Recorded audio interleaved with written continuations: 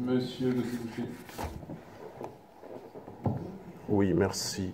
Merci. Monsieur le Président, mes chers collègues, j'aurai quelques brèves remarques concernant la délibération 6 et la gestion du réseau STRAN. L'examen de ce rapport budgétaire montre...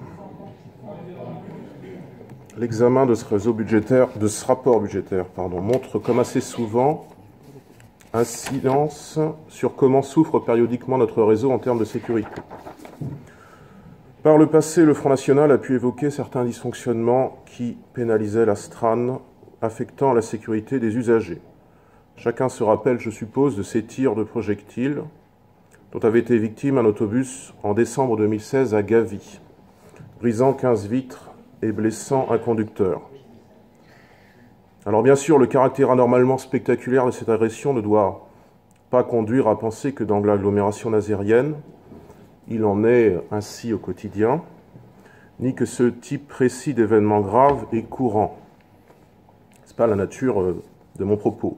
Il n'en reste pas moins que, sans bien sûr avoir besoin de faire une liste des actes de délinquance, des faits divers d'insécurité de moindre ampleur sont réguliers dans le réseau STRAN.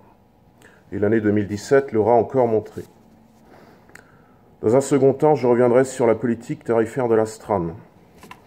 Un étudiant nazérien nous faisait ainsi remonter que, pour un seul point de quotient familial en plus, la réduction tarifaire qui lui était accordée venait de passer de 90% à 60%. Les demandeurs d'asile présents dans notre agglomération n'ont pas cette chance, qui bénéficie automatiquement de 90% de réduction sur le réseau STRAN. Tarification solidaire à maxima, donc. Appliquée depuis un vote de notre conseil communautaire en septembre 2016, un vote unanime, excepté bien sûr la voix du Front National. Ces largesses que l'agglomération nazérienne accorde aux demandeurs d'asile ne manquent pas de questionner, voire de choquer certains usagers de la STRAN, compte tenu des propres conditions tarifaires qui leur sont appliquées au quotidien. Un ticket de bus ramené à 1,10 € pour l'achat d'un carnet, si l'on ramène bien sûr au tarif unitaire du ticket, mais de 1,40 € pour l'achat de ce même ticket dans une borne, et encore de 1,80 € à bord des bus. Ces tarifs semblent diversement perçus par une part importante des usagers de la STRAN, dont un certain nombre fait savoir à la fois leur peu de lisibilité, puisque nous avons 3 tarifs pour un seul et même titre de transport, mais surtout leur coût excessif.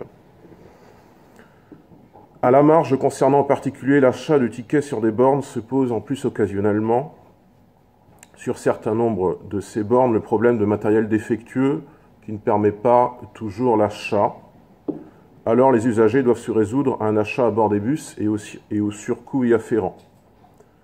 Sur le sujet de la billettique et du post-paiement, merci à M. Lumeau pour ses précisions. Ces questions... Comment ? Oui, c'est pour ça que je vous remercie pour vos précisions.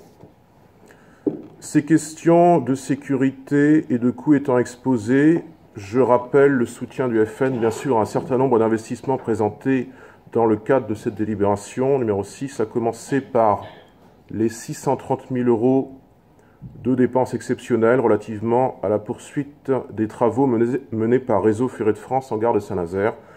Monsieur le Président, nous partageons votre souhait légitime que la gare de Saint-Nazaire parvienne enfin au niveau d'équipement attendu d'une ville de sous-préfecture, d'une grande ville comme Saint-Nazaire.